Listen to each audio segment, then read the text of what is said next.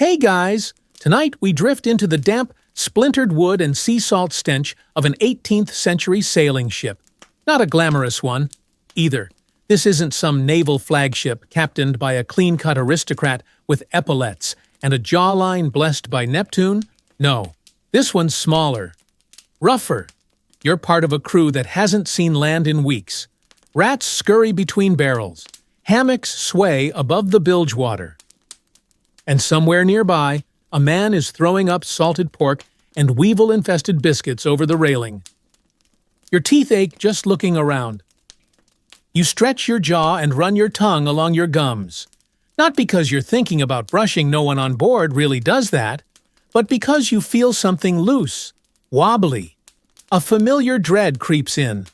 You've seen what happens when a molar starts to dance. It ends with pain, pus, and a barber-surgeon with a rusted pair of tongs. So, before you get comfortable, take a moment to like the video and subscribe, but only if you genuinely enjoy what I do here. And while you're at it, let me know where you're listening from and what time it is there. It's always strangely soothing to imagine this odd little bedtime voyage stretching across time zones and corners of the world. Now, dim the lights. Maybe turn on a fan for that soft background hum, and let's ease into tonight's journey together. You're on a ship somewhere in the Atlantic. There's not a dentist within 5,000 miles. And if you think that's alarming, just wait until you realize what counts as a toothbrush here. The sea hums low beneath the hull as you climb out of your hammock, your joints cracking in harmony with the creaking timbers. Morning, or what passes for it, has begun. There's no toothpaste, no porcelain sink. Your bathroom is essentially a bucket, or maybe the sea, if you're bold enough. Still, you've got to do something about your breath. You rummage in your sea chest and pull out a small leather pouch. Inside is the answer, a pinch of black gunpowder. Yes, gunpowder. As in musket loadin', cannon blastin', finger removin' gunpowder. Sailors don't just fight with it, they scrub with it. You wet your finger, dip it in the dark powder, and gently rub it across your teeth. It tastes like licking an old coin wrapped in ash, but it's gritty enough to scrape off whatever horrors cling to your molars after weeks of hardtack and brined beef. You wonder who came up with this. Was it desperation, a joke gone too far, or maybe just practical reuse of what's already on hand? Sailors don't have the luxury of wasted supplies, not when half the ship's cargo is salt, rum, or cannonballs. And here's where the first historical fact comes in charcoal. One of gunpowder's key ingredients does actually have mild abrasive and antibacterial properties. So, while this grimy ritual might sound ridiculous to us now, it might have done something. Though historians still argue whether the benefits outweighed the risk of rubbing corrosive residue into open gum wounds. And yet, there's something calming about it. You're standing at the ship's edge, wind cool on your face, mouth burning slightly, but cleaner. The horizon stretches wide, the sky pale with early light, and your breath no longer smells like rotting mackerel and molasses. Just soot. There's a camaraderie in this odd habit. You nod at another sailor across the deck who's doing the same thing, his blackened gums making him look like he's auditioning for a pirate-themed horror show. He spits into the sea and grins. You're part of a tradition now, a slightly unhinged, vaguely self-harming tradition, but a tradition nonetheless. It's not just about hygiene, it's about control. Out here, so much is out of your hands: the weather, the captain's mood, the chance of hitting an enemy ship or an iceberg or a kraken, depending on who you ask. But your teeth, they're yours, sort of. Just don't lose too many. There's no dental plan. The captain once had a crewman who lost so many teeth he couldn't eat solid food anymore, had to mash his biscuits with rum. They say he started mumbling prayers in Portuguese, except he was Irish and claimed to be able to smell whales from 3 leagues away. They put him ashore at the next port, or tossed him overboard. Stories vary. There's a reason old paintings never show sailors smiling. If they did, You'd see the full dental catastrophe gaps, stubs, stained nubs the color of old rope.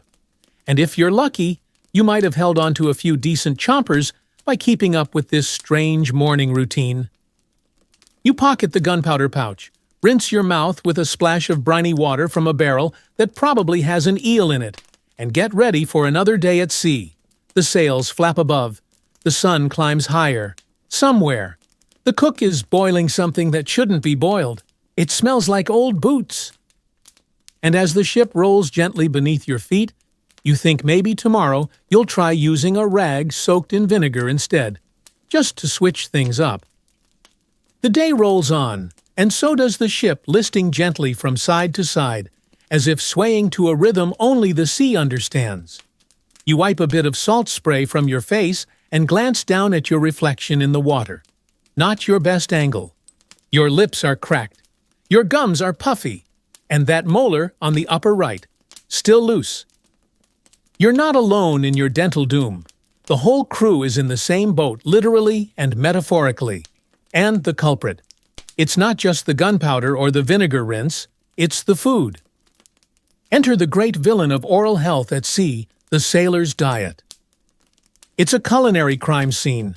Breakfast is usually ship's biscuit, which is exactly what it sounds like, a biscuit, but one that has all the charm and chewability of a brick. Hardtack, they call it. It's baked until it could stop bullets. The older it gets, the harder it becomes. Some sailors use it to hammer nails before they eat it. You break off a piece with considerable effort and nibble. It tastes like cardboard with a hint of despair. You chew and chew until your jaw clicks in protest. Then there's salted meat, pickled beef, or pork packed in brine so intense it could mummify a goat. The salt stings your gums as you eat. It's like seasoning your lunch with regret.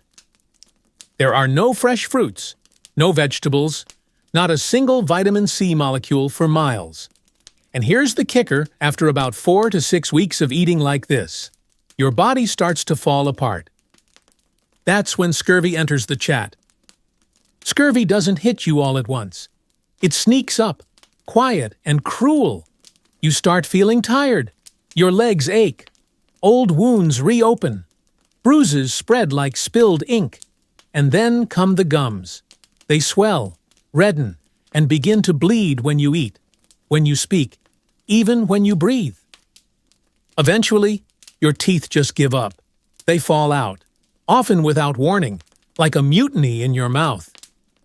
Sailors dreaded scurvy not because it was dramatic, but because it was slow, humiliating, and gross.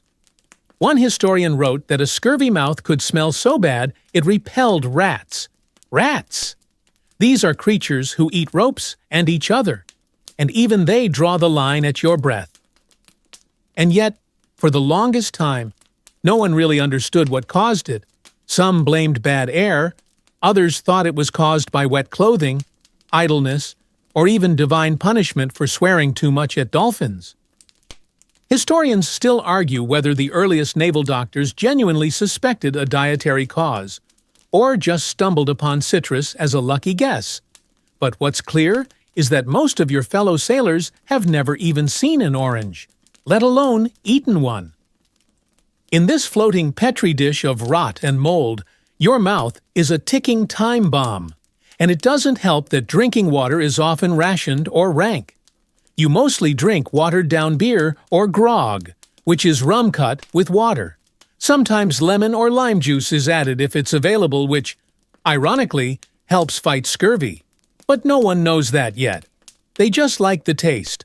Or they're trying to cover up how the grog smells like something that leaked out of a rope. You hear a cough behind you. It's Jenkins, a wiry fellow with more scars than fingers.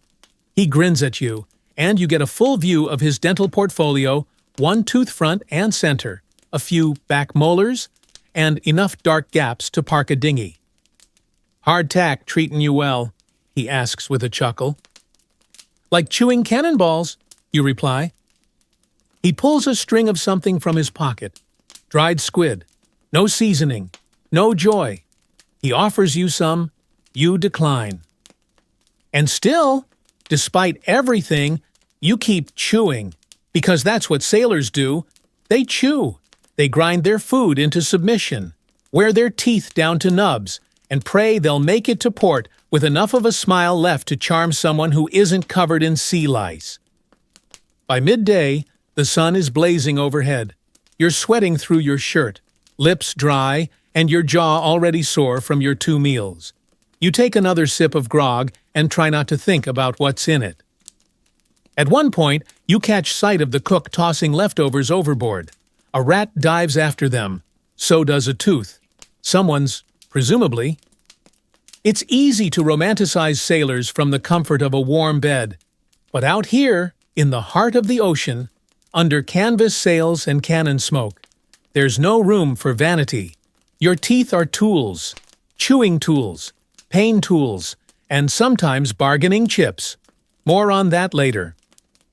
For now, you lean against a barrel, nursing a sore jaw and watching a seagull circle the mast. You run your tongue over your teeth again. That loose one is still hanging in there. Barely. You wonder how much longer it has. Afternoon. The sun is beating down on the deck like a blacksmith hammering a particularly vengeful horseshoe. The tar between the planks grows soft and sticky. Your clothes cling, and so does the sour taste in your mouth. No matter how much grog you swish, you spit into the sea again. A fleck of something, suspiciously tooth-colored, follows. You ignore it. You've got bigger problems, like the feeling that your gums are starting to betray you.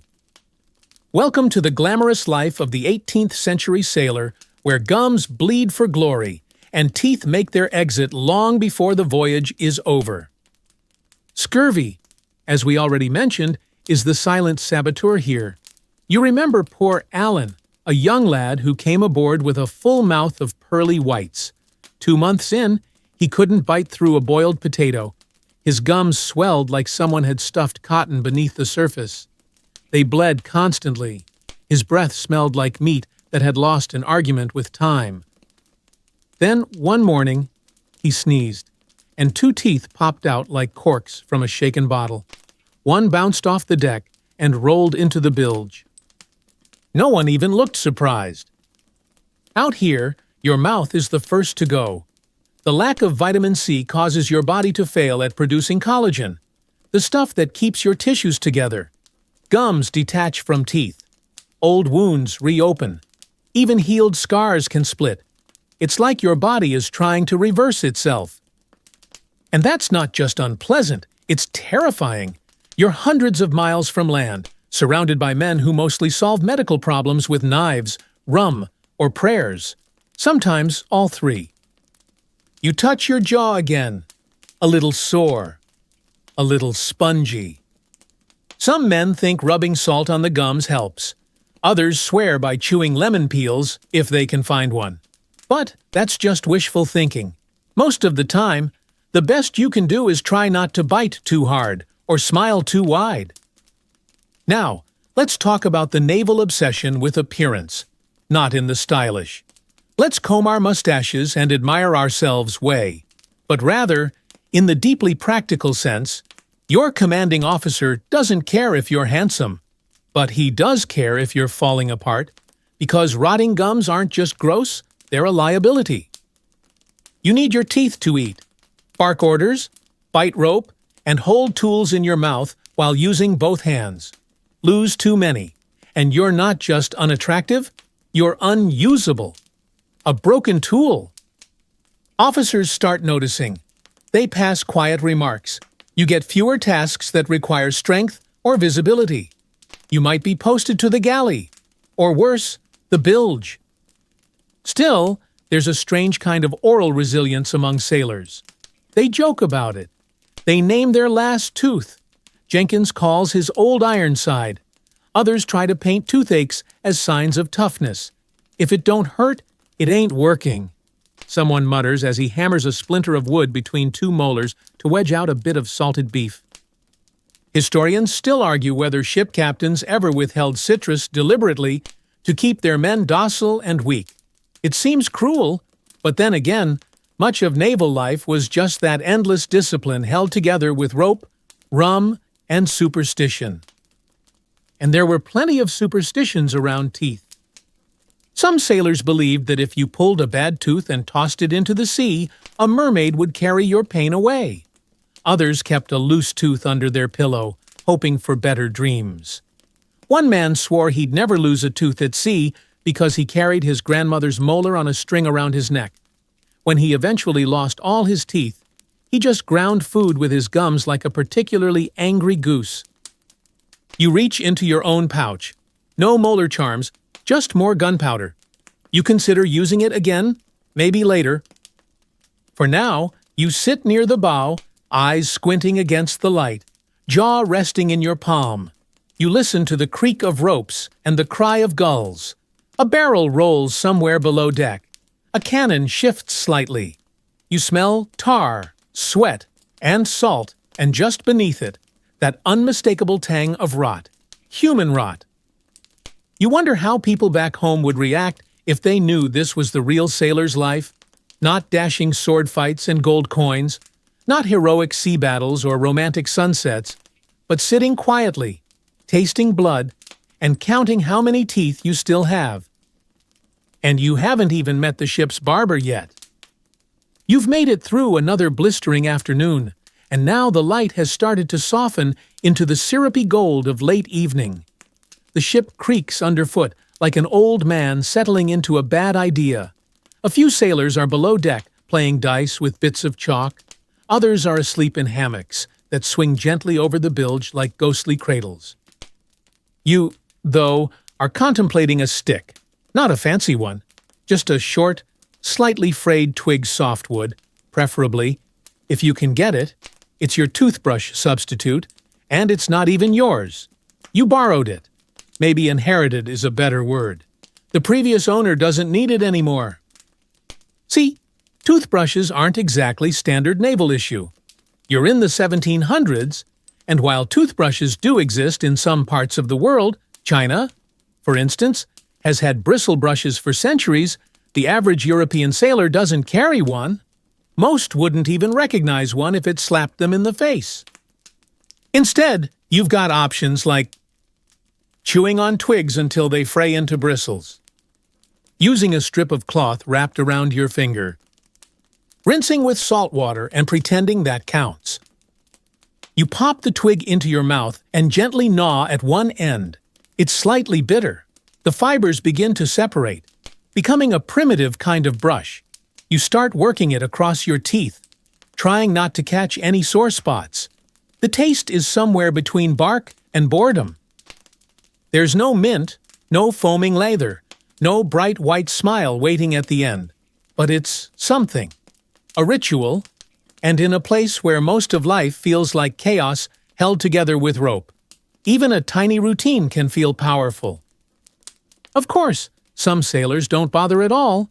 They shrug, spit, and say, "These teeth are just visiting anyway."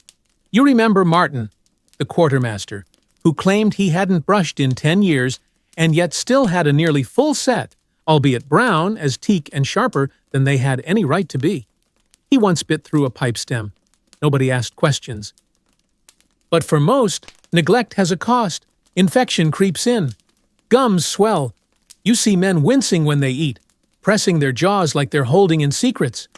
At night, the hammocks are filled with groans. And when it gets too bad, when your mouth becomes a battlefield of swollen tissue and wiggling teeth, there's only one place to go. The ship's barber. Now, don't let the title fool you. This man is not just snipping hair and combing beards. He's your doctor, dentist, and, on particularly unlucky days, your surgeon. He doesn't have dental training. What he does have is a leather apron, a pewter bowl of rum, and an iron tool that looks like something used to fix broken cannons. It's called a tooth key, a kind of hook on a handle meant to extract teeth the old-fashioned way with leverage, a prayer, and a lot of screaming. You've heard the stories. Everyone has. How the barber sets you down on a barrel. How he pours a generous measure of rum, half for your mouth, half for your nerves. He tells you to bite down on a strap of leather. not for the pain but to keep you from clamping shut mid-procedure. Then, with one swift twist, he tries to yank the problem tooth free. Sometimes he gets it on the first go. Sometimes he doesn't. Historians still argue whether tooth keys did more harm than good. They were notorious for snapping teeth in half or fracturing jaws, but for a long time, they were all anyone had. In the absence of anesthesia or antiseptic, you just hoped the infection didn't spread, or at least that it spread slowly. You've seen the aftermath. Men staggering around pale and sweaty, clutching their cheeks with one hand, a bloodied rag in the other. A few cry, a few faint. Some act like nothing happened at all. Those are the ones to worry about. You finish with the twig, spit overboard again, and notice the stars beginning to appear above the rigging. The air cools slightly, carrying with it the smells of tar, salt, sweat, and something a little coppery. A young sailor, maybe 15, walks by, rubbing his jaw. You nod. He nods back. No words needed. You both know the feeling. You stretch out on the deck, watching the sails ripple above you. Somewhere below, the barber is sharpening something on a whetstone. You hope it's not for you.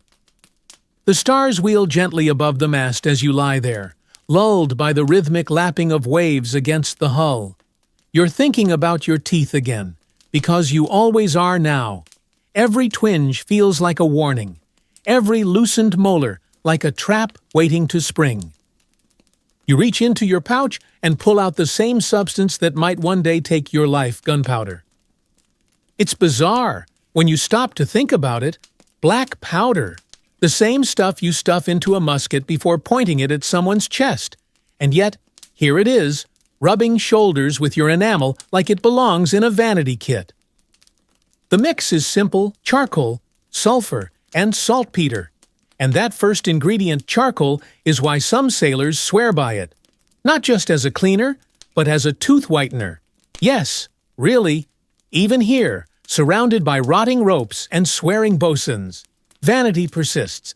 Someone, somewhere, thought black dust could make your smile brighter. And the funny part is, they weren't totally wrong. Charcoal is mildly abrasive. It scrapes away stains. Saltpeter has antibacterial properties. Sulfur. Well, we're still not sure what good sulfur's doing in your mouth, but you've already committed to the bit. You rub the gritty mix gently across your teeth with a finger, avoiding the soft spots where your gums feel like overcooked cabbage. The flavor is predictably horrifying. Smoky, bitter, with a hint of, what if I lick the inside of a cannon? But there's a strange comfort in the burn. It means it's working. You tell yourself, it probably isn't. Still, the ritual helps. You're not alone in this. Jenkins has started brushing with powdered biscuit ash. One of the Spanish lads uses sand on a rag. Another guy tried rubbing his teeth with his bootstrap. He doesn't smile anymore. You think about how we ended up here. How did gunpowder go from blowing things up to exfoliating molars? It might have started with necessity. On a ship, supplies are limited, and nothing gets wasted. Gunpowder's already here in bulk. It's dry, gritty, easy to apply, and it smells way better than most of your crewmates. And here's the strange thing. Some later historians believe this practice may have indirectly reduced bacterial load in the mouth. Not by design, of course. Nobody on board is talking about microbiomes or oral flora, but still, the abrasiveness might have helped scrape away plaque. Historians still argue whether these makeshift methods actually prevented tooth decay or just spread infection faster when sailors inevitably cut their gums during the process. The truth is, probably somewhere in between better than nothing, but also sometimes worse than nothing. And then there's the powder's secondary use: packing cavities. Yes, really. Some sailors with deep, rotting holes in their molars would stuff a bit of powder or ash into the gap, hoping it would dry it out, or numb the pain, or explode. No one really knew. One bold idiot even tried to light his tooth like a match for a dare. You remember that night? He didn't come back. Of course, most of this is rumor, half-truth, and sailor storytelling. But like all good stories, there's just enough truth to make your gums clench. You lean back and glance toward the gun deck. Powder barrels are stacked in tidy rows down there. Guards watch them constantly, except, apparently, when someone needs to borrow a pinch for their dental routine. You once saw a man sneak a thumbful during cannon duty, as casual as if he were reaching for pepper. You wonder what the officers think. Surely they know, but then again, you've seen officers use a splinter to pick their teeth with the sort of elegance usually reserved for dueling. You sit up slowly and tap your tongue against your teeth. They feel cleaner, or at least differently filthy. You swish with water again, nearly choking on the lukewarm brine, and spit over the side. A curious fish investigates the cloud. It probably regrets that. Around you, the ship settles for the night. Hammocks sway, lanterns dim. Somewhere, someone's snoring like a disgruntled walrus. And just above it all, you hear someone whispering to their molars, like they're promising to do better tomorrow. You curl up under your scratchy blanket, one hand protectively over your jaw. The wood beneath you is hard. The air smells like rope and rum, and your pillow is an old coat. But your mouth, your ridiculous, aching, soot-stained mouth, feels slightly less doomed.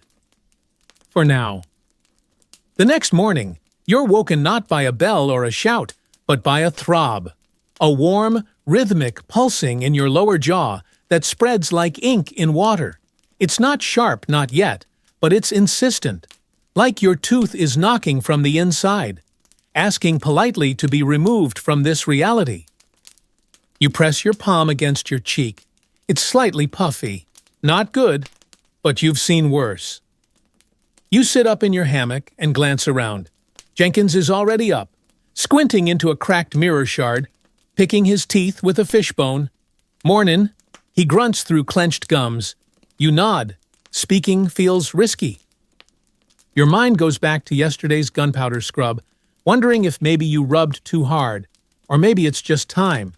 Every sailor has a dental countdown clock ticking in their head how long until the next tooth gives up the ghost. And here's the strange part, despite everything. There is some logic behind these unholy routines. Gunpowder wasn't the only thing sailors used to clean their teeth. Other favorite ingredients included charcoal again, mildly abrasive, decently absorbent. Salt, especially sea salt, antibacterial, though it stings like betrayal. Vinegar, often mixed with herbs, great for killing bacteria, terrible for enamel. Ash, particularly from burned bones or hardwood gritty, dry, and distressingly common.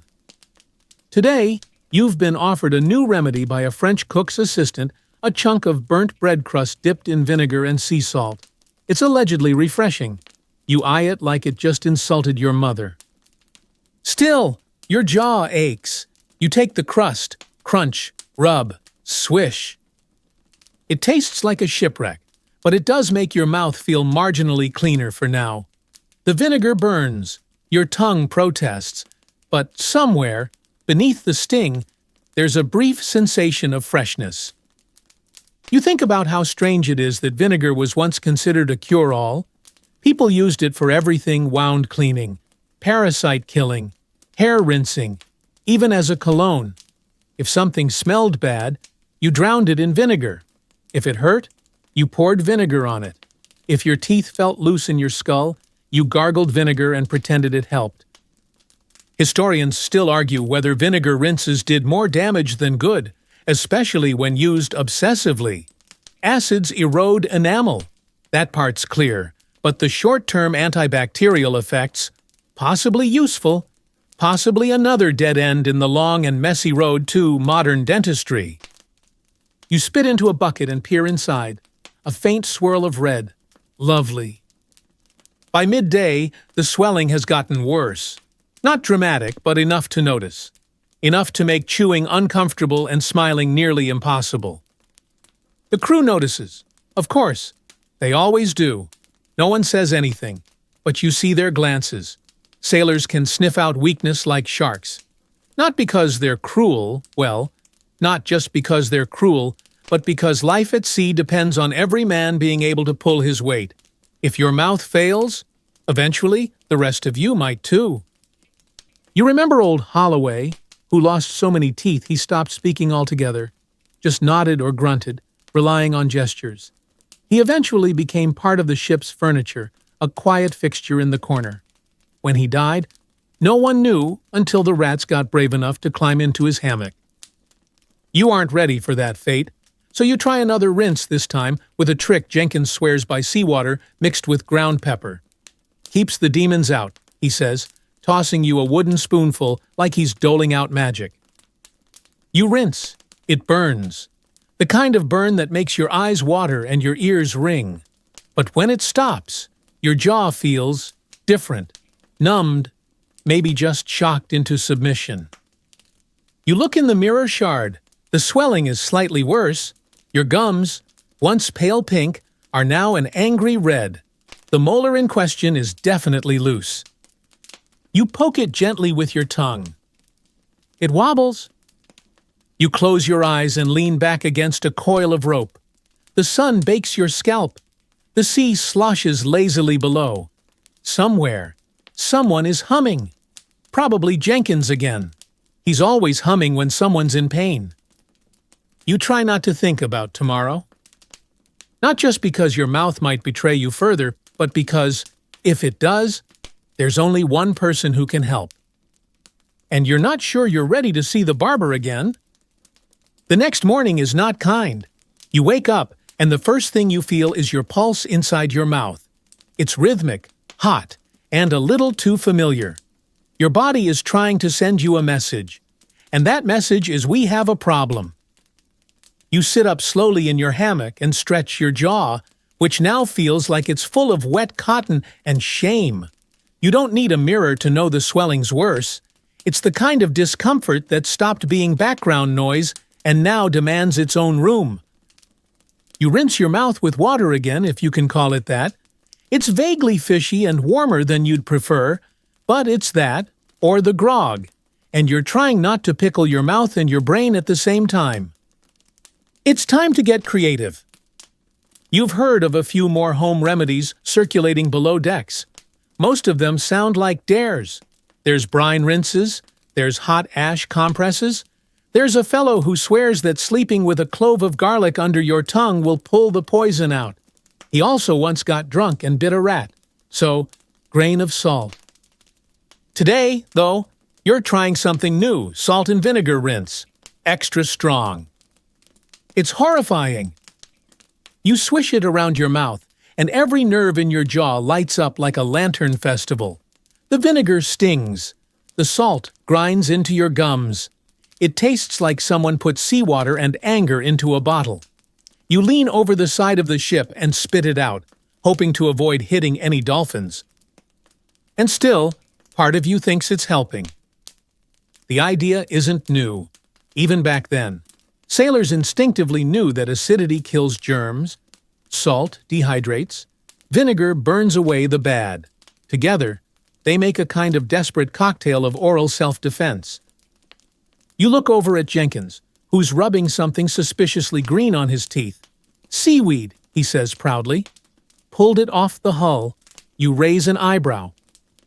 It's got properties. Sure it does. Then there's Simeon, a thoughtful man with 3 teeth left and a lot of opinions. He's boiling fennel seeds in a tin cup, says it's good for breath. You believe him not because of the science, but because anything that masks the current smell in your mouth would be a miracle. Here's the thing. Sailors back then didn't have the luxury of knowing what worked. They had instincts, observations, and a long list of strange traditions passed down from ship to ship like bad tattoos. That's how we ended up with men gargling urine. Yes, you heard that right. Not daily, thank goodness, but in moments of desperation, a few brave or deranged souls believed that urine, being sterile and acidic, could clean wounds or mouths. You politely declined to participate in that particular ritual. Historians still argue whether these methods helped stave off infection or simply delayed the inevitable. But there's no denying that some of them seemed to work long enough to feel worth repeating. And then there were the chewers. Anything chewable became a kind of makeshift toothbrush. Some men chewed on fresh herbs when in port mint, rosemary, even thyme. Others gnawed on rope fibers, sticks, or even leather straps. The idea was simple. Keep the jaw moving, keep something abrasive in your mouth, and hope for the best. You try gnawing a bit of rope. It tastes like mildew and tar, but it massages your gums in a weirdly satisfying way.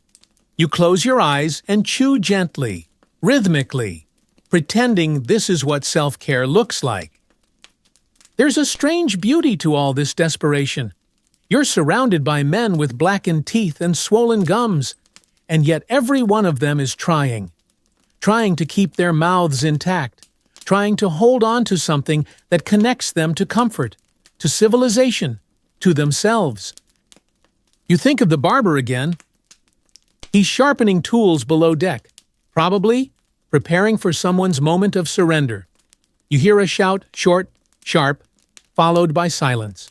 Someone's tooth has likely just been evicted. You wonder whose. You hope it's not a friend. Or worse, you.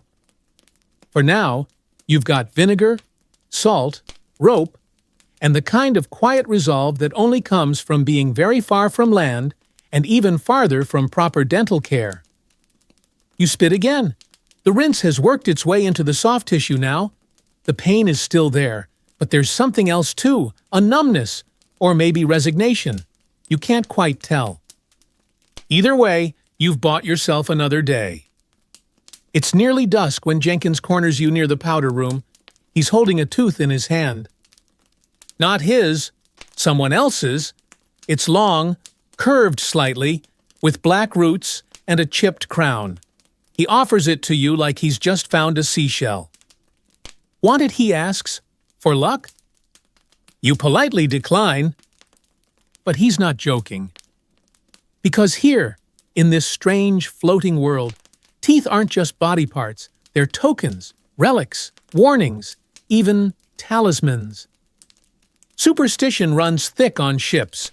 Sailors believe in omens, portents, dreams, sea creatures, ghost ships, and yes, even tooth spirits.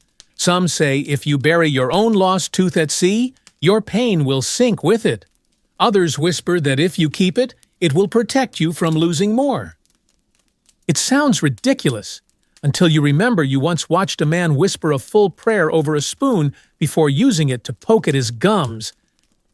Historians still argue whether these beliefs were rooted in older folk traditions or if they were born out of pure desperation. Either way, they were taken seriously. You've seen guys wear tooth necklaces, the enamel worn smooth from rubbing. Others carve initials into them. One man had a whole pouch full, each labeled with the date and the tooth's original owner. Creepy. Yes, but he hasn't lost a single one of his own. Not yet. Then there are the rituals. Some crewmen rub their teeth with shark cartilage, believing it strengthens their bite. Others sleep with silver coins under their tongues, hoping to draw out decay. A few mutter to their molars at night like children talking to imaginary friends. One legend claims that sailors who lose all their teeth are marked by the sea itself, cursed to speak only in whispers, unable to yell orders, call out dangers, or sing shanties ever again. You don't believe that, but you also haven't tested it. Tonight, you catch sight of a new crew member barely more than a boy trying to wash his mouth with rum and seawater. He gags, someone laughs, but you see the fear behind his eyes. He knows what's coming. Everyone does. You give him a nod, the same one you gave Jenkins weeks ago. The unspoken, "It's only going to get worse, but you're one of us now" gesture. The sea has a way of flattening things: status, age, teeth. Everyone loses something. The only question is when. Back in your hammock, you finger your pouch. Inside is a small splinter of wood and a bit of crushed clove. You've taken to biting down on it gently at night. Whether it helps or just gives you something to do is unclear, but it's yours. It's part of your new nightly ritual. Outside, the moon casts pale light across the deck, silvering the ropes and glinting off the edges of barrels. You can hear the ship breathing, groaning softly in its timbers, creaking with the slow roll of the sea. You think of all the teeth this ship has swallowed, all the grog-soaked prayers, all the blood-soaked rags dropped quietly into the dark. There's something deeply humbling about the way this all unfolds. You're a small piece in a long tradition of men floating just outside the reach of comfort, keeping up small, stubborn acts of hygiene with whatever happens to be lying around. And somehow, in this absurd, miserable ballet of spit and splinters, you feel connected to every sailor before you, to the ones who will come after. You close your eyes, the cloves burn fading to a dull numbness. Somewhere below, the ship's barber laughs. You try not to wonder why. You don't hear your name. You feel it snapped across the deck like a snapped rope. It's the boatswain, pointing at you with his thumb over his shoulder. Barber wants to see you. Ah! There it is. The words settle in your gut like an anchor. You nod slowly, say nothing, and begin the short walk toward the most dreaded corner of the ship, the makeshift surgery space. It's really just a spot between two barrels and a blood-stained chair lashed to the floor for stability. No one offers sympathy. No one looks you in the eye. This is how it goes. You don't go to the ship's barber. You're summoned. He's already waiting, sleeves rolled, hands casually wiping rust or something. You pray his rust off a set of tools. He gives you a grin that says, "This won't take long, but it'll feel like it does." You sit, not because you want to, but because it's easier than falling. The barber, whose actual name no one remembers, takes a swig from a flask and offers it to you. You drink without hesitation. The rum burns down your throat, numbing everything in its wake. Everything. That is, except your jaw. Now let's talk about this man. He's not a dentist. He's not even particularly clean. But he knows how to pull teeth. He's done it 100 times, maybe more. His hands are steady, and his patience is limited. You open your mouth, he pokes, you flinch. He nods once, a deep one, probably cracked, gonna have to take it. You knew that, but hearing it said out loud makes it real. He lifts a metal tool called a tooth key. It looks like a corkscrew that lost a fight with a door hinge. It was designed to latch onto a molar, twist, and yank it out in a single, clean movement.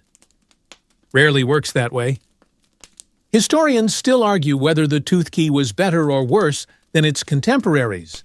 Some say it was ingenious, a marvel of leverage and simplicity. Others argue it caused more jaw fractures than actual relief. Both are probably true.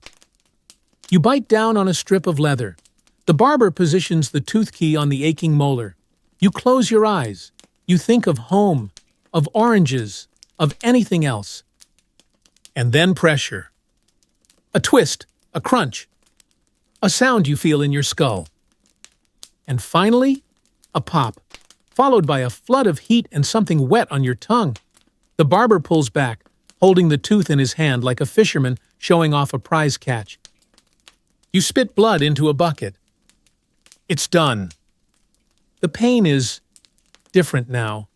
Not sharp, but huge. Like someone hollowed out a part of your face and filled it with wind. You stagger back from the chair.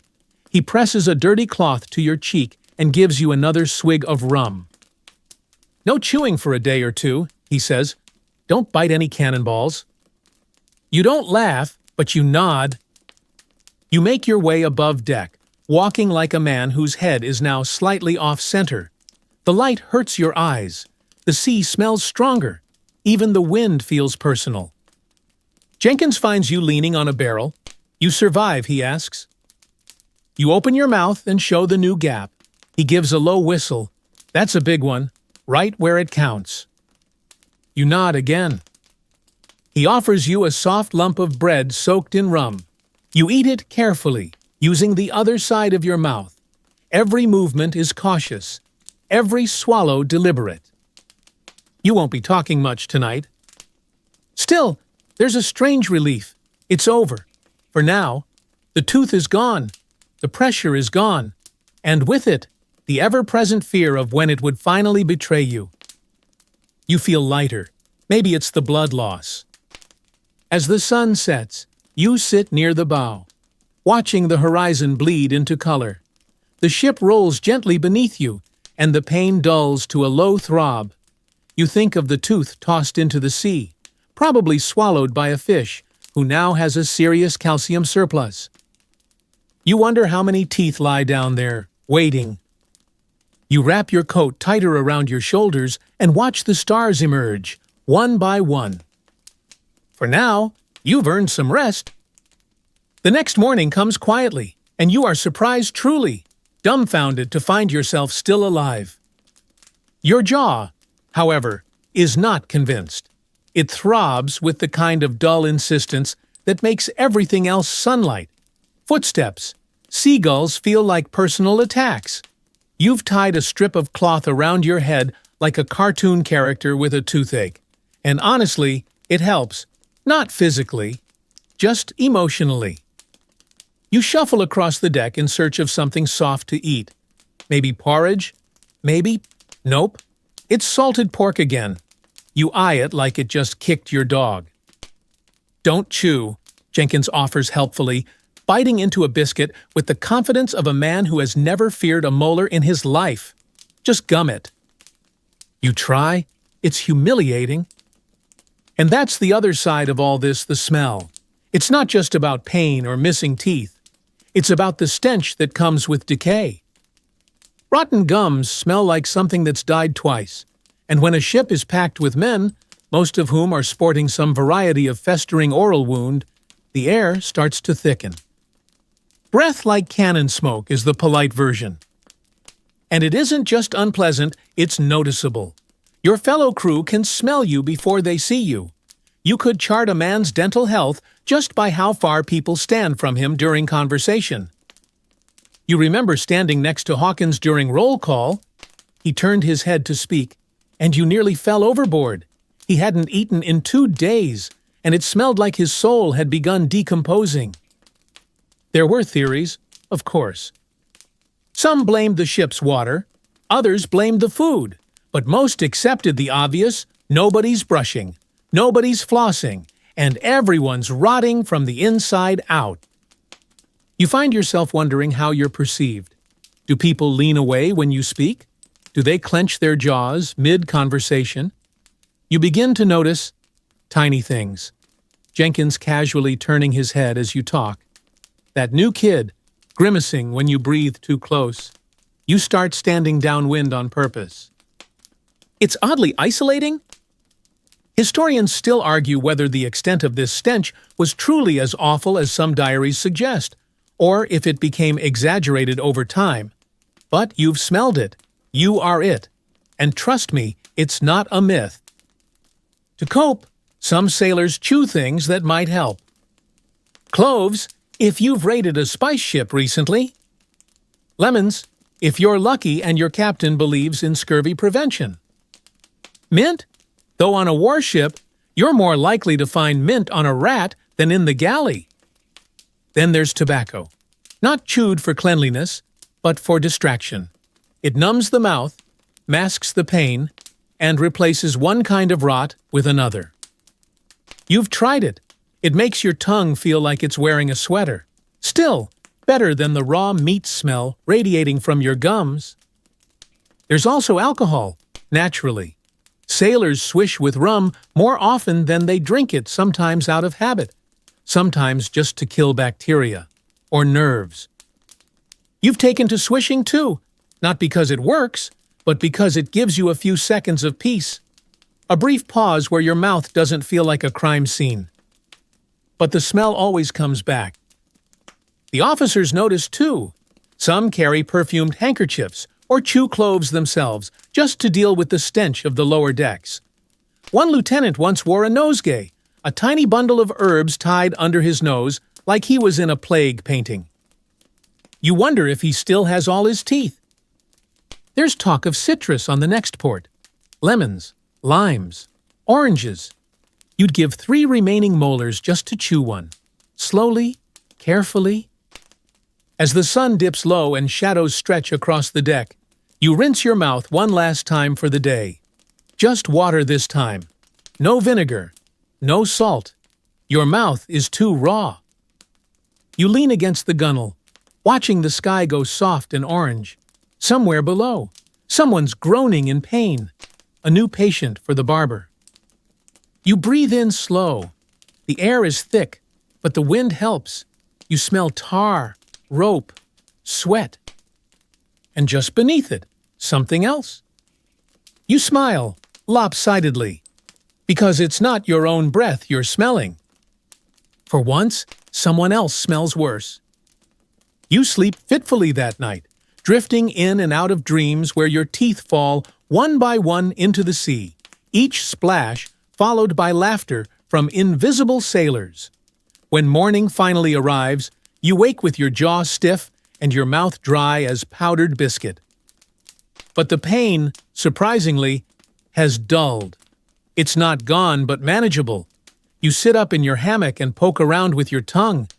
The hole where the molar used to be feels weirdly cavernous, like a small part of your skull has been scooped out and left echoing. You shuffle onto the deck with the grace of someone learning to walk again. Jenkins greets you with a grunt and a nod toward the horizon. Storm coming. You glance up. The sky is smudged with a bruise-colored haze, and the wind has picked up, just enough to make the sails mutter to themselves. Bad weather always makes people nervous, but not just because of the waves. It's also because a storm means injuries. And injuries mean the barber will be busy.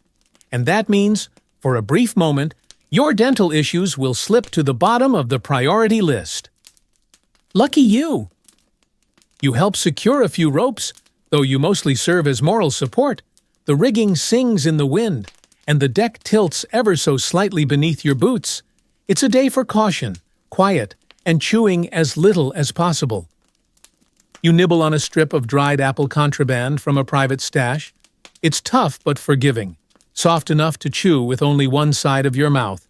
And it reminds you of land, trees, fresh fruit, clean breath. You sigh. Back home, Jenkins says, my mom used to clean her teeth with ashes and goose fat. Swore by it. You blink. Goose fat. He shrugs. Kept her breath sweet. Or maybe that was just the goose. You try to picture it. A kitchen full of soot, jars of rendered fat, and a woman vigorously scrubbing her molars with a soot-slicked rag. You're not sure if you're horrified or impressed. The truth is, people have been cleaning their teeth with absurd things since time immemorial. Before toothpaste became a thing, and by thing, we mean minty miracle in a tube, humans turned to whatever was around. Burned bread, ground oyster shells, crushed brick, even urine, which was used by some ancient Romans as a whitening agent spoiler. It worked, chemically speaking, but at what cost? And you, proud 18th century sailor, are part of that grand, grotesque tradition. Historians still argue whether these early scrubbing methods actually prevented decay or just wore people's teeth down faster. Many of these materials were far too abrasive, like sandpaper for your smile, but some charcoal, for instance, hit the strange sweet spot between grit and antimicrobial properties. You chew slowly, watching the sky darken. The first droplets start to fall fat, hesitant, like the clouds aren't quite committed yet. Around you, the crew moves quickly. Sails are drawn tighter. Barrels are lashed down. The sea begins to breathe a little harder. You brace yourself at the rail as a wave slaps the hull. Salt spray kisses your cheek, and you wipe it away with the back of your sleeve. The storm builds steadily, not violent, but insistent. the kind that demands attention, the kind that makes every step on deck a small gamble. Below, the hammocks sway like seaweed in a current. The barber is sharpening something again. You hear the scrape even over the wind. It's oddly soothing now, like a lullaby with questionable intentions. You head below deck as the rain starts in earnest. Everything smells damp, soggy wood, wet rope, the faint stink of unwashed bodies. Someone is retching in a corner, not from the storm, you suspect, from the molar they lost this morning. You climb into your hammock and rest your head against your rolled-up coat. The lantern light flickers with the ship's motion. You close your eyes, and for once, you don't feel the pounding throb in your gums. You only feel tired. You drift off to the sound of water hitting wood, of men murmuring prayers in 4 different languages, and the soft rasp of a whetstone just beyond the curtain of sleep. Morning doesn't come so much as leak in through a crack in the ship's seams. The storm is still grumbling, but it has shifted into that gray, sulking drizzle that makes the entire world feel damp, including your soul. You blink awake, mouth dry, throat raw. You sit up and sniff the air and nearly gag. It's not just the usual mixture of mildew, bilge, and man-sweat. No, today it's joined by something new, an earthy, oddly sweet smell that triggers an ancient part of your brain, one that says, in no uncertain terms, rot. You climb out of your hammock and follow the scent. It's coming from one of the older crew members, Tomlin, a grizzled lifer who hasn't spoken a full sentence in months.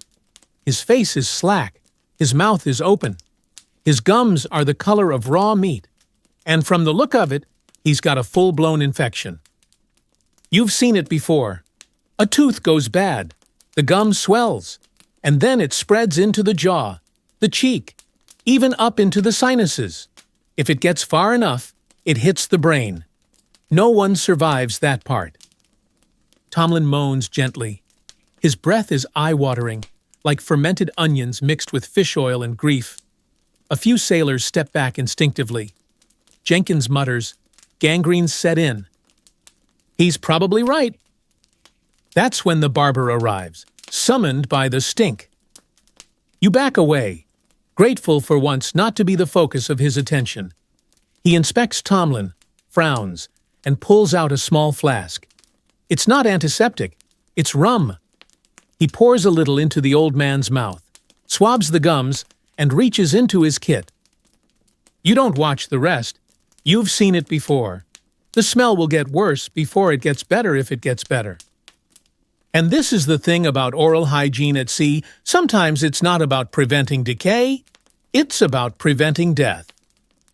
Because once infection takes root, there's not much anyone can do.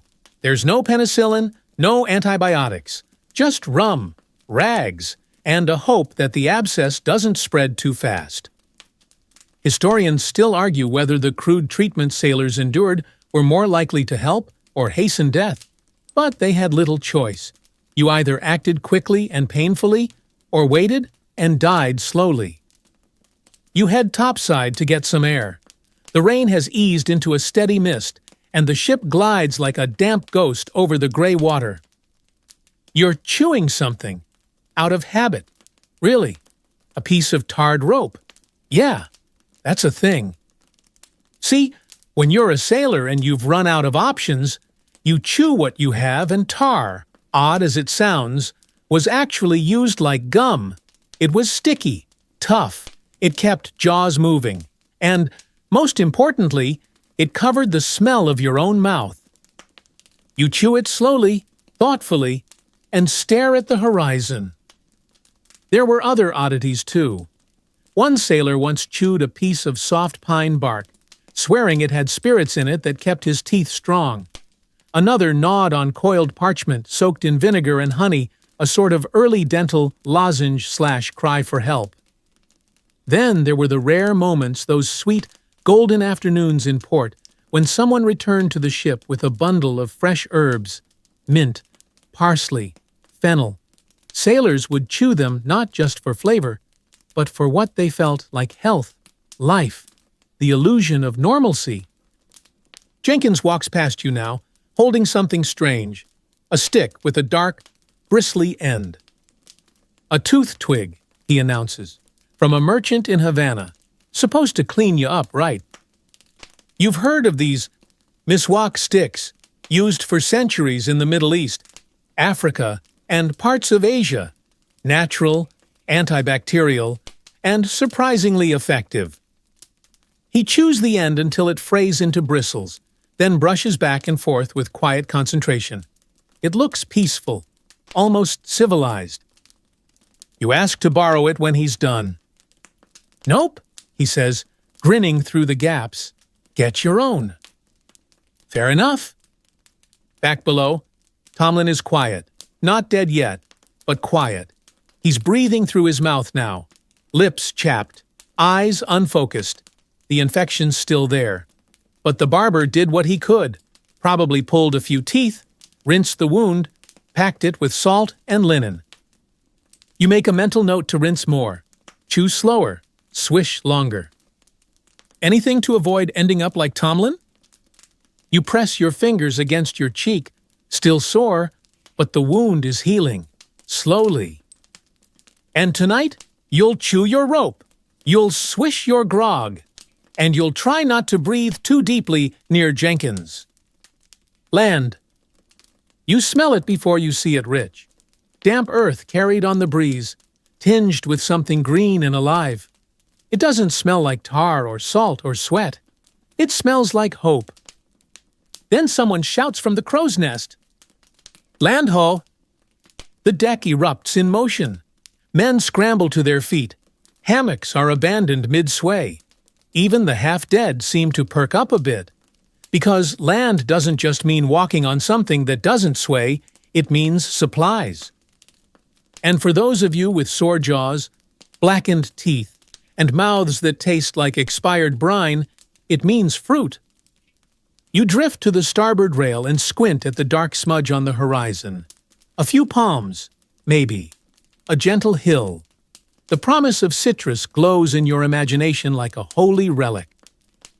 Because, let's be honest, tropical ports are a sailor's best shot at dental redemption. There's a reason the Caribbean was both feared and revered. Yes, there were fevers, and pirates, and officers who made you unload barrels in 104-degree heat. But there were also oranges, limes, mangoes, papayas, sugarcane you could chew until your jaw fell off. You lick your lips, already salivating. When the anchor finally drops, you're among the first granted shore leave. You practically leap off the rowboat and kiss the sand with your boots. It's hot. It's real. And you can already see the market tents in the distance, bright cloth billowing, vendors shouting, chickens weaving underfoot. You head straight for a fruit cellar and buy an entire lime with your meager pay. You hold it reverently, like it might speak. Then you bite in. It is glorious. Sour. Yes, but cleansing. You can feel the juice working its way through your cracked gums like it's scrubbing your bloodstream. A few minutes later, you chew a stalk of sugarcane.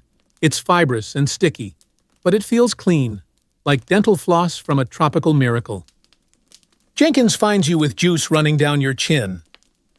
"Get me one," he mutters, eyes wild with scurvy envy. You toss him a half-eaten mango and move on, eyes locked on a pile of green papayas. Around you, other crewmen are doing the same gnawing citrus like it holds the meaning of life. Because, maybe, out here, it does. It's in these ports that you learn something important. Fresh food isn't just about nutrition. It's about healing. For your mouth, for your breath, for your sense of humanity. Historians still argue whether the British Navy adopted citrus solely to cure scurvy, or because sailors kept abandoning ships just to stay near the fruit. Either way, the results were clear once citrus became part of the standard supply. Deaths plummeted, and so did spontaneous tooth loss. Of course, there were always captains who resisted, men who clung to salt pork and grog with righteous fury. But the smarter ones The ones who liked their sailors conscious and complaint-free began stocking barrels of lemon or lime juice. Some even served daily rations mixed with rum and water. Grog with a purpose. You drink a glass of lime water at a beachside tavern. It's the best thing you've tasted in months, possibly years. Your tongue no longer feels like a piece of boot leather. Your gums have stopped bleeding. Your breath is still questionable, but at least now it smells like citrus and rum, which is arguably festive. You return to the ship with a pouch of dried papaya slices and 3 stolen limes. One of them is stuffed in your shirt like a smuggled treasure. Another is in your mouth. You chew it slowly, eyes closed, rocking gently as the ship starts to drift again. It won't last. You know that. The fruit will rot. The citrus will run out. The sea will reclaim its awful dominance. But for now, your mouth feels like it belongs to a person again. And that's no small victory. The fruit doesn't last. Of course it doesn't. Within a week, the mangoes have gone soft and sour. The papayas are furry with mold. And the limes, the limes have vanished into sailor stomachs like cannonballs into powder barrels. You're back to the old standbys now: salted pork, rock-hard biscuit, and whatever vague meat product the cook insists is stew. The scurvy whispers return almost immediately. Your gums start to feel squishy again. You poke one gently, and it squelches. Fantastic. You rummage in your sea chest for anything to chew that doesn't scream infection. What you find instead is a strip of old tar, black, sticky, faintly smoky. You sigh and pop it between your teeth. Yes, we're back to chewing tar. It sounds absurd now, but in the 18th century, this wasn't that weird. Sailors chewed tar, rope ends, and pitch to pass time, curb hunger, and keep their mouths moving. Idle jaws go bad faster, or so the thinking went. And oddly enough, tar wasn't entirely useless. It's mildly antiseptic. It coats the mouth. It gives your breath a kind of dark campfire aroma, an upgrade from its usual scent of compost and regret. Jenkins sees you chewing and raises a brow. Back on the tar, are we? You nod. Better than rat jerky, he offers, chewing his own lump thoughtfully. And so begins another long, sticky week of chewing whatever doesn't chew back. Here's a short list of things sailors have reportedly chewed at sea. Wood shavings, especially from aromatic trees. Rope fibers, soaked in seawater or rum. Soft leather, when food ran out. Hard biscuit corners, just to keep their teeth engaged. And once, notoriously, a scrap of sailcloth, soaked in vinegar and dusted with clove. None of these were particularly enjoyable. Some probably shortened lives. But chewing wasn't just about cleanliness, it was about coping. It gave your mouth something to do, your jaw something to focus on, your brain a moment of rhythm in an otherwise chaotic world. Historians still argue whether chewing materials like tar actually helped preserve teeth by scraping off plaque, or whether it just caused more breakage.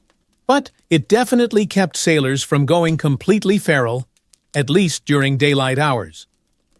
One night, the ship rocks hard in a sudden gust, and your molars grind down on the tar lump a little too hard.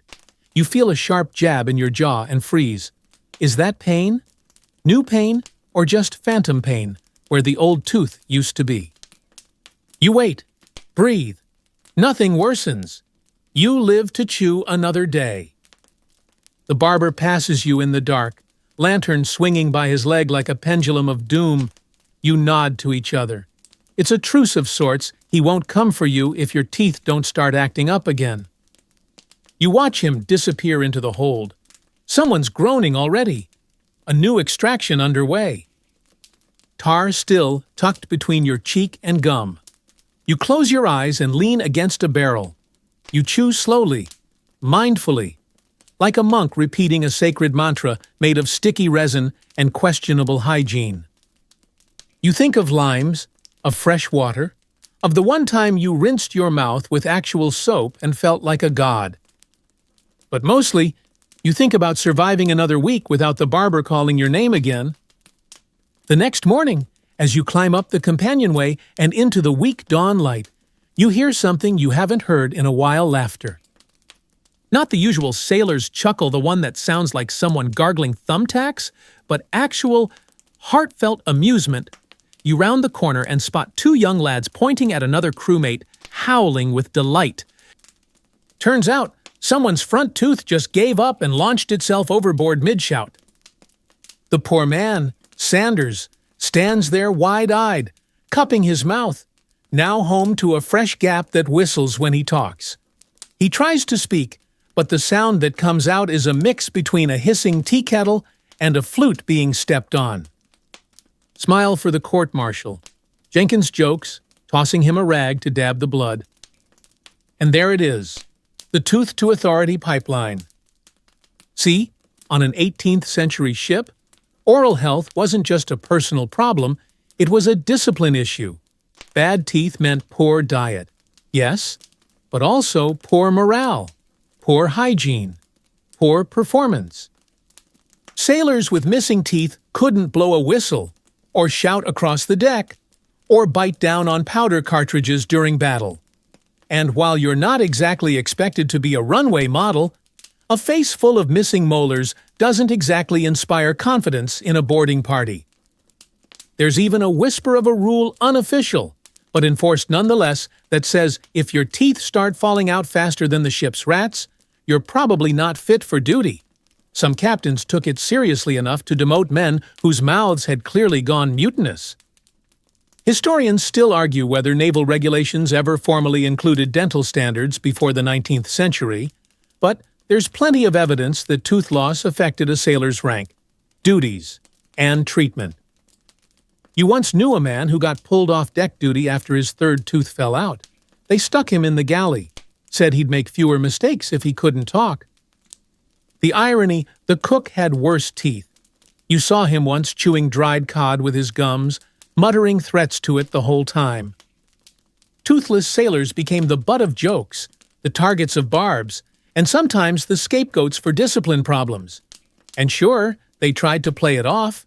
Some even carved little wooden pegs to fill the gaps, hoping no one would notice. But people noticed. You remember a boatswain named Avery, who once fashioned a fake gold tooth from the top of a belt buckle? He wore it like a badge of honor. Even though it turned his entire gum line green from corrosion, he swore it made him look respected. The rest of the crew said he looked like a cursed door knocker. There was status in a good set of teeth, believe it or not, especially among the officers. A smile full of intact chompers suggested health, authority, even a touch of luxury. Some of them carried toothpicks made from ivory or silver, flicking them dramatically between orders just to remind everyone they still had teeth to pick. You've carved one out of whalebone. It's not sharp, it's not fancy, but it gets between the back molars, and that's enough. Today, you clean your mouth carefully. Not with gunpowder this time, it feels too harsh. You use a chewed stick dipped in brine, moving it gently along your gums. The gap where your tooth used to be feels tender, but less angry. You rinse with grog, then with water, then again with grog, because why not? Later, you sit in the sun near the ship's side, watching Sanders trying to relearn speech with his new whistle tooth. Jenkins, of course, starts composing a sea shanty about it. You hum along, amused, because in the end, this is how you cope. You joke, you chew tar, you invent rituals and carve toothpicks and share limes like they're sacred. You get by with missing teeth, blackened molars, and breath that could knock over a cabin boy. And you try not to be next. It starts with a cough. A wet, rattling one that echoes from below deck like a warning bell wrapped in phlegm. You pause mid-step, listening. Then another cough joins in. then another. It's spreading, whatever it is, like mildew, like rumors, like everything else that thrives in the cramped lungs of a ship at sea. The surgeon's mate appears, pale and blinking in the lantern light. He's calling for help. You hear words like fever, pustule, and infected. Someone groans nearby, someone else is praying, and just like that, the ship shifts not in motion, but in mood. Because now, this vessel isn't just your floating prison or battlefield or barber shop. Now, it's a floating clinic, and you're trapped inside. You remember what the captain said months ago, no man with foul breath is fit for battle. At the time, it sounded ridiculous, but now, as infection sweeps through the lower decks, those words feel strangely prophetic. You head below, cautiously. The air is heavy with steam and sweat and something sourer. The sick bay, a laughable name for the dark corner between cannonballs and rum barrels, has been hastily prepared. Hammocks have been cleared. A pile of linen is soaked in something red. One man is moaning with his mouth open wide. His jaw is swollen, grotesquely so, the skin stretched taut and hot to the touch. The barber pokes it with a curved iron implement, and the man shrieks. A young sailor leans close and whispers, he's got tooth rot, traveled down his neck. They think it's bone deep now. Bone deep, two of the ugliest words you can hear on a ship. You inch away, hand unconsciously shielding your own cheek. It doesn't hurt right now, but you know how fast that can change. These makeshift sickbays were never designed to treat dental issues. They're barely equipped to treat anything. But when an infection sets in, especially in the jaw, the gums, or the sinuses, there's no choice. Sailors are laid out in rows, sometimes tied down, sometimes drunk to the point of unconsciousness, and the barber does what he must. Usually, this means cutting. Sometimes burning. And if things get really bad, drilling. You've never heard anyone scream like that before. Not during battle, not during storms, not even when Jenkins got stung by a jellyfish in a place we don't talk about. One man has his jaw bound shut with a strap to keep it from dangling. Another is being fed gruel with a spoon. He tries to speak, but it comes out as a bubbling hiss through the swollen tissue of his cheek. It's horrifying, but also familiar. Because the line between toothache and infection is razor thin out here. You've walked it. You've tiptoed along it with clove oil, brine rinses, and blind hope. And now, seeing what lies on the other side, you chew a little slower. You rinse a little longer. Historians still argue whether these early sick bays actually helped people or just gave them a quieter place to die. But occasionally, someone walks out healed, scarred, sure, missing teeth, definitely, but alive. You help carry one sailor back to his hammock. He can't talk yet, but he grips your wrist in thanks. His breath smells like rum and blood and something burned. You try not to gag. You go back above deck, where the air is clearer and the sea seems bluer than usual. You rinse your mouth 3 times with water, then once with vinegar, then again with grog, just in case. And you make a quiet promise to yourself. You're not ending up down there. Not today. Not ever.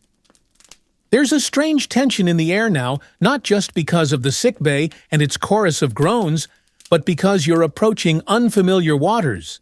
The charts grow vague, the names grow more exotic, and with every mile, the threat of pirates becomes more than just a campfire tale.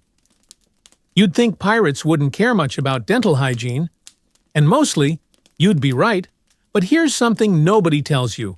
Pirates care about loyalty. And loyalty, on the high seas, can be bought with rum, gold, or teeth. Yes, teeth. Let's rewind a bit. You're docked in a distant port somewhere tropical and loud and crawling with sailors from all nations. You hear whispers at the tavern. Someone's jumped ship.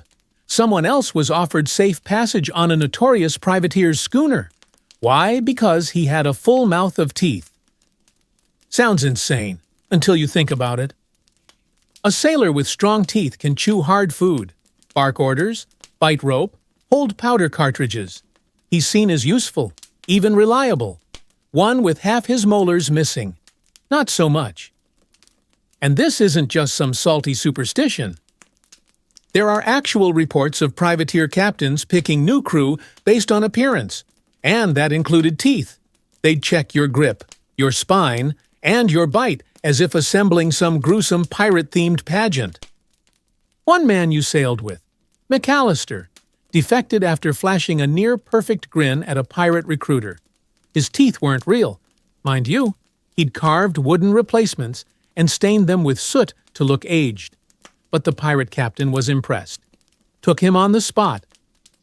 Historians still argue whether dental health played a major role in 18th century naval recruitment, but there's enough anecdotal evidence to suggest that a decent smile could change your fate. Sometimes it wasn't about joining the pirates, but escaping them. A sailor with rotting gums and shaking hands was of no use to captors, but a man who looked sharp, solid, and capable. He might get pressed into pirate service or spared altogether. Which leads to a rather odd phenomenon: sailors faking good health? They'd rub their gums with charcoal to hide inflammation, pack herbs between their teeth to disguise rot, even chew bark before port landings so they'd look fresher. Not because they feared doctors, but because they feared recruiters. It gets weirder. On one voyage, your quartermaster painted his teeth black before a pirate inspection. Not because they were rotten, but because in some cultures, blackened teeth were considered a sign of beauty and strength. He figured it might help. He wasn't taken. Maybe it did. You, meanwhile, took a different approach. You stood silently, mouth closed, eyes lowered, hoping your remaining molars didn't betray you by wobbling audibly. It worked. Later, back on your own deck, Jenkins tells you about a pirate who kept trophies of sailor teeth in a pouch. Said each one was taken from a man who betrayed his crew. Whether true or not, it made you bite down on your own tongue and vow never to be worth collecting. Of course, all this drama didn't stop sailors from using teeth to barter.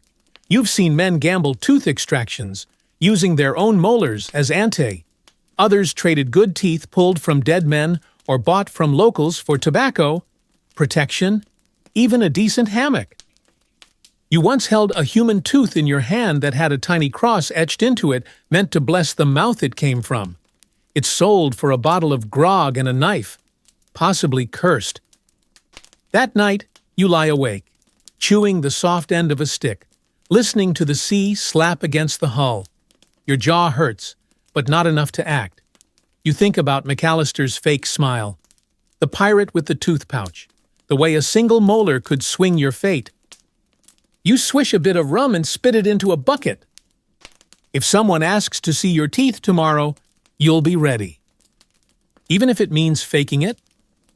Night falls slow, heavy, and close. The sea is quiet, unusually so. No storm, no shouting, just the rhythmic groan of wood and the occasional slap of canvas. You lie in your hammock, staring at the boards above your head, jaw slightly clenched. Not from pain this time, at least, not entirely. You're thinking about what Jenkins said earlier that day. "There's a man below," he whispered. "Got himself a full set. Real ones, white as a priest's bedsheets. Didn't grow 'em, though." You turned curious. He bought them from a surgeon in Jamaica. Said they came from a willing donor? Jenkins snorted, meaning a dead man or a drunk one. And there it was, the secret you hoped was just rumor, the sailor's black market tooth trade. You sit up slowly and glance around. The ship is mostly asleep. A few men murmur in their bunks. The lantern sways with the ship's breathing. You slip down into the lower hold, not to buy anything, just to look. And there it is, a small, ratty box under someone's hammock, half hidden by a scrap of sailcloth. Inside teeth. Human teeth. Some still with traces of gum. Some polished. Some cracked and yellowed. And next to them, a carved ivory dental plate poorly fitted, but clearly once meant to be worn. You don't touch it. You just stare. Because you've heard of these things, early dentures, cobbled together from whatever was handy animal bone, whalebone, ivory, and yes, real human teeth. They weren't always a perfect match. In fact, most were painful, barely functional, and likely to fall out mid-chew, but they looked like teeth, and for some men, that was enough. You creep back to your hammock, shaken. Above you, the ship rocks gently, but you feel cold. You think about that man who smiled too easily. You think about whether his teeth had names once. And you think about how desperate a person must be to buy someone else's smile. Historians still argue whether these early dental prosthetics were born from medical necessity or pure vanity. Probably both. Wealthier officers sometimes paid surgeons to make them full sets, using ivory carved by hand. The poor they traded, stole, or scavenged. Back in port, you saw a man offering whalebone toothpicks and carved molars in a velvet pouch. His breath reeked of gin and old coins. He claimed his best pieces came from battlefield pickings. You believed him. And it wasn't just teeth. There were powders, pastes, tools, tiny wire brushes, clove extract vials, even a mint leaf oil that burned like fire but made your mouth smell vaguely like a bakery. The desperation for dental survival had created an entire shadow market. Part medicine, part superstition, part scam. Jenkins once bought a tooth charm from a portside healer, wore it around his neck, swore his pain lessened. It didn't, but he looked better, more confident. Sometimes that's all a sailor needs. You look at your own reflection in a sliver of mirror, your gums still sore. But healing? A gap in your back teeth, but not visible, not yet. You wonder if you'd do it. If someone offered you a clean molar, slightly used, no questions asked, would you take it? You run your tongue across your teeth. They're yours. Weak, wobbly, stained, but yours. For now. You lie back, hand on your pouch of gunpowder and clove bark, your fingers brushing the rough leather like a worry stone. And you try not to dream about someone else's teeth smiling from your mouth. You wake to the sound of gulls sharp, indignant, and unmistakably coastal. Land again. But this time, it's different. Not a tropical port or a spice-laden market. This place smells like damp stone and cold fish. The dock is crowded, the town ahead gray and hunched, its buildings looking like they've spent their entire lives dodging storms. But what catches your eye isn't the harbor or the taverns. It's a crooked wooden sign hanging over a doorway at the edge of the wharf. A tooth, painted crudely in white, dangling from a chain. Below it, the words, "Dental Surgeon, walk in or be carried." You swallow hard. The crew is released into town in waves, and you go with the second group. Jenkins slaps you on the back as you disembark, muttering, "Go on then. Maybe they can carve you a new smile." You don't laugh. Your jaw still aches, though not as much as it did. The gums around your missing tooth are finally healing, but you still chew on one side, still taste salt and old blood when you wake, still worry that one more wobble will start the cycle again. So you step into the dental surgeon's shop. It's dim inside, lit by one oil lamp and the open door. The air smells of cloves, lye, and something sharp and metallic. A man in a leather apron looks up from behind a small counter. Problem, he asks, with the tone of someone who's seen every kind of mouth horror imaginable? You nod and open wide. He doesn't flinch, doesn't even pause to comment. He simply peers in, grunts, and says, "Nothing for now, but you'll want to watch that molar on the left. It's thinking about quitting." He offers a jar.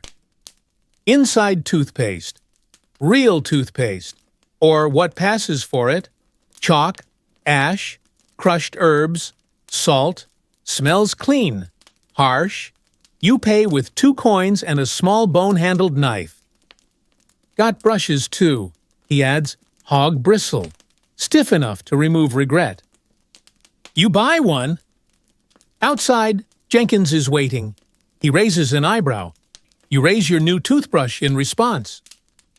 Aha, he says, mock reverent, you've gone fancy on us. But he doesn't mock further. Not really. He knows the value of these little miracles.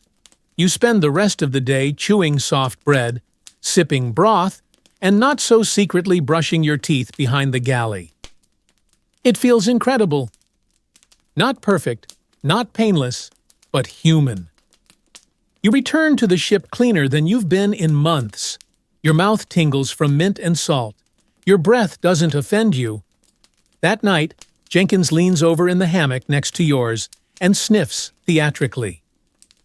Well, he says, you smell like something I wouldn't throw overboard. Progress. And here's the irony the longer you sail. The more you realize that land is a chance at redemption, not just for your legs or your stomach, but for your teeth. Real food, real care. And, sometimes, a surgeon who knows how not to kill you while poking around your molars. Historians still argue whether sailors made the most of these moments ashore, but you do. You rinse, you brush, you swish, you protect what's left. Because each tooth you still have feels like a victory, a survivor, a tiny white flag waving from the dark caverns of your mouth saying, "We're still here. Please don't use gunpowder again." You wrap your toothbrush in oilcloth and tuck it away like a holy relic. And as the ship pushes off once more, sails creaking and ropes taut with wind, you know you'll be chewing on both sides again soon. Carefully, but proudly. The wind is behind you again, full and sharp, snapping the sails like drums in the sky. The coastline shrinks behind the stern, swallowed by mist and memory. You lean against the railing, toothbrush wrapped safe in your coat pocket, and breathe in the salt, thick air. You haven't lost a tooth in 3 weeks. That's a record. Your jaw is no longer swollen. The old socket has healed, though you still poke at it now and then, like checking for a ghost. Your breath, well, not minty exactly, but no longer a felony. And the strange, quiet pride of having a clean mouth, at least by sailor standards, is starting to settle in. You glance around the deck. A few others have followed your lead. Jenkins now chews clove bark before meals. The young lad you lent vinegar to last month has taken to rinsing twice a day. Someone even carved a communal toothpick holder from a chunk of driftwood. It's horrifying but strangely touching. Even the cook who once used the same knife for peeling potatoes and yanking teeth has asked where to find salt for mouth rinses. Your ship, it seems, is going through a dental renaissance? Not a glamorous one, not hygienic by modern standards, but a start. The sea, of course, doesn't care. It keeps rolling, unconcerned with your molars or molar ambitions. But you care. Because now, when you smile, and yes, you've started to smile again, you feel something shift in your sense of self. You are a sailor with teeth. And in this world, that's saying something? Historians still argue whether sailors ever truly adopted oral hygiene en masse before the modern era. But perhaps that's missing the point. Out here, between storms and stars, it's not about perfection, it's about small victories, tiny rebellions against the rot. And as you spit overboard after a careful brushing with your hog bristle brush, you hear Jenkins mutter, "Ain't no one ever written a love song about good gums?" You grin. They should. That night, the wind is steady and the hammocks sway gently. You lie back, toothbrush still tucked safe in its cloth, and think about everything you've chewed, scraped, rinsed, and endured. The ash, The salt, the vinegar, the tar, the pain, the prayers. And still, somehow, you're smiling. And now, as the sea quiets beneath your ship and the deck rocks like a cradle, your eyelids grow heavier. Your jaw has finally relaxed. No more soreness, no need to clench. Just the gentle rhythm of waves brushing the hull like whispers. You hear the soft rustle of hammocks above and below, the familiar creak of rope and timber, the muted snores of tired men.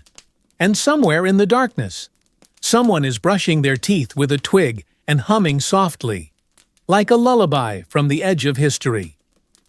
It's quiet now, safe. Your body remembers the rituals, the brushing, the rinsing, the odd little acts of care that became anchors in a world that never stops moving. You shift slightly in your hammock, feeling the motion of the ship carry you. Out here, you've learned that survival isn't always about strength. Sometimes it's about tenderness, about stubborn rituals, about keeping your last tooth clean when everything else is falling apart. You breathe slowly, evenly. The air is cool against your skin, faintly laced with salt and wood smoke. Let it all drift now. The vinegar rinses, the gunpowder scrubs, the barbers and the pirates, and the clove-scented pain. Let it roll back with the tide, soft and fading. You're safe. You've kept your teeth, and even if you hadn't, you'd still be here, still afloat, still smiling. Shh.